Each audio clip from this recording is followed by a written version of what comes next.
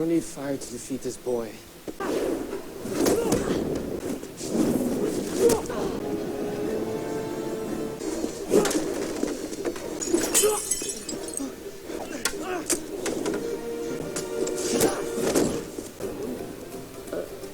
My most memorable Avatar, the last Airbender episode to date, is Episode 3. It succeeds by introducing new characters and allegiances and giving us a look at how a normal area and everyday people have adjusted to the protracted battle with the Fire Nation. The whole story takes place in the titular Earth Kingdom city of Omashu. This is by far the best multi-dimensional Season 1 episode that the show has felt thus far. Zuko's father, Fire Lord Ozai, is the target of a coup attempt at the beginning of the episode, but his daughter Azula stops it. This scene is significant for two reasons. First of all, it presents Azula, who despises her brother, appears to take great pleasure in seeing others burn alive, and is more than willing to plot in order to achieve her goals. The one who's... What do you have? Just. However, it also demonstrates how pro-Avatar enthusiasm is starting to spread even within the Fire Nation, which is another reason why Aang poses such a threat to Ozai. With the assistance of a young woman who works inside the palace, a group of civilians in the Fire Nation prepare an assassination attempt on Fire Lord Ozai. After making it to the throne room, the gang is confronted by guards and made to surrender. The young woman identifies herself as Azula, the princess of the Fire Nation and Ozai's daughter. After killing the gang, Ozai demands that the guards depart. Zuko has discovered the Avatar, as shown by the memo he gives Azula that he got from Commander Zhao. Azula panics at the news, thinking Zuko would take her place as the heir. Aang sees an airbender passing above the Earth Kingdom city of Omashu while he is riding on Appa. Katara and Sokka are aided in their attempt to enter the city by a turnip farmer who lets them in on the pretense of being his assistants. The turnip farmer informs Katara that Omashu is a deadly place once they get in the city. After pursuing the enigmatic airbender with his glider, Aang discovers that Teo, the little child, is truly an airbender and utilizes a mechanical glider to soar. Teo discloses that Fire Nation agents have entered the city when an explosion occurs close by. When Teo brings Aang, Katara, and Sokka to his house, they meet Teo's father Sai, also referred to as the Mechanist, who gives the monarch of Omashu blueprints for future technological developments. But when Katara observes Sai meeting with a Fire Nation spy, things start to go wrong. Suddenly, Jet shows there and accuses her of being a traitor who has been selling ideas and secrets to the Fire Nation. She follows Jet as he follows the Fire Nation spy and gets into fights with his buddies since she has no reason not to believe this. Jet is the leader of a band of Robin Hood-like freedom fighters that are stationed in the forest. Among his companions are the gigantic Pipsqueak and the archer Longshot. Jet, who reminds her of her mother, assists Katara in developing her waterbending abilities even further. Meanwhile, Aang and Teo investigate a cave that they believe is the location of the bomb making. Regretfully, they uncover evidence that implicates Jet as the bomber. This creates a rift in the group since Katara is more inclined to believe Jet, but Sokka, who has a connection to Sai via engineering, won't entertain the idea that he may be a traitor. It's unfortunate that this is settled around 30 seconds later since it hides any evidence of the group quarrel. When Jet's guilt is eventually exposed, Sai's communication with the spy remains unexplained.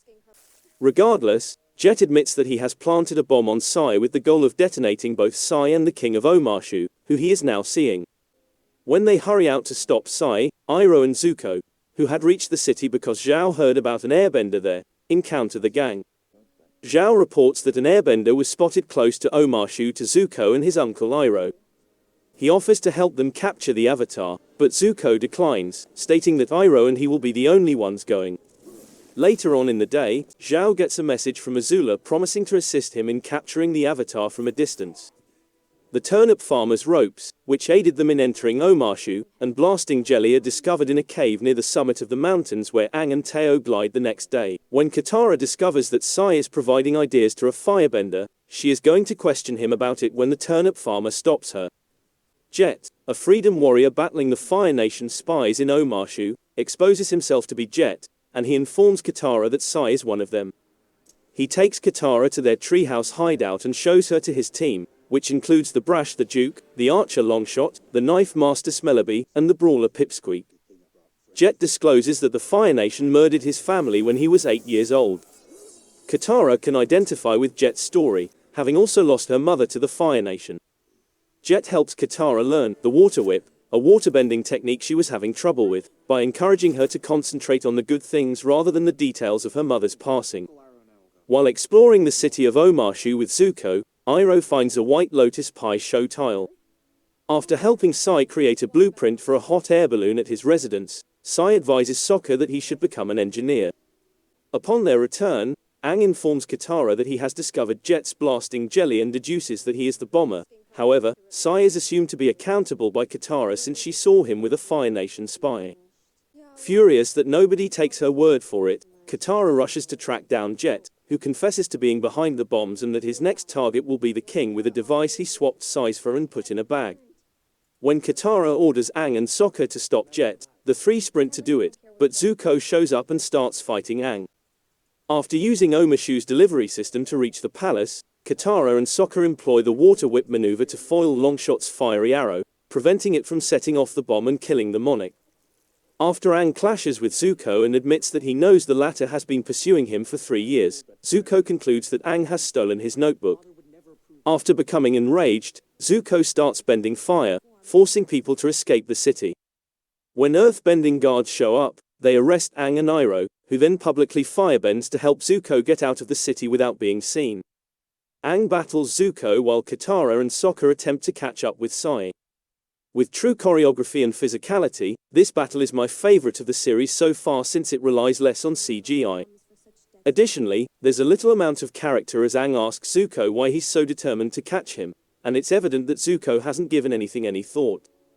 It is obvious who the more evil of the two siblings is when Azula surreptitiously wrote to Zhao, requesting that he provide her updates on Zuko's assignment.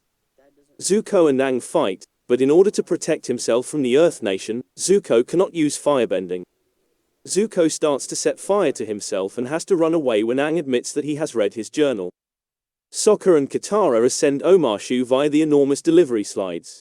Longshot tries to ignite the bomb with a fire arrow, but Katara is able to stop it with the water whip method. The Earth King, Sai, and Teo are all spared. To get the soldiers to move away from Zuko, Iroh freely firebends. Unexpectedly, warriors from Earth Nation grab Aang. Nevertheless, near the conclusion of the show, mayhem breaks out as Zuko overuses his firebending powers, attracting the notice of the Earth Kingdom military, who detain Aang in the process while Zuko manages to escape. Avatar, The Last Airbender has an abundance of characters and storylines. Omashu makes an effort to incorporate as many as it can while giving them careful consideration.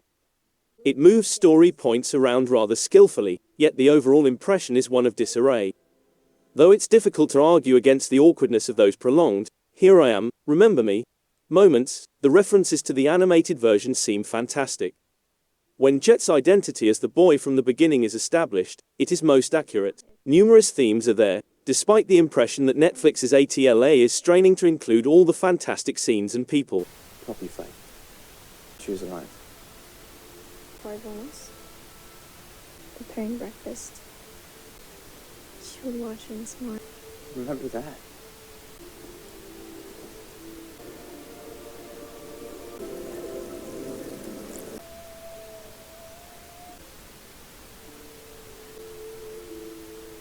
What are you doing? Trying some Omashu. Big game. I'd like to speak to him. Sokka! He just left to show it to the generals at the palace. The fact that Sokka and Sai bond over engineering shows how young he is and how difficult it is to appreciate the little things in life during a war. When Katara feels constrained by her mother's passing, she examines her trauma and learns to recall the positive aspects of her mother. Jet demonstrates how simple it is to err on the side of harshness, even when one has morally admirable beliefs. This episode's combat choreography was really awesome. Jet's 2 hooked swords have a remarkable range and gracefulness. In addition to being expertly executed technically, Zuko and Aang's hand-to-hand fighting was also easily edited, which frequently improves the feel of bouts. It's all too typical to make a lot of hasty cutbacks and missed movements. Certain CGI scenes felt a little off, as the production relied heavily on several enormous sets. It was difficult for the backdrop and foreground of an early flying scenario on Appa to blend together. Throughout their journey through Omashu's delivery system, Sokka and Katara encountered numerous jagged motion blurs.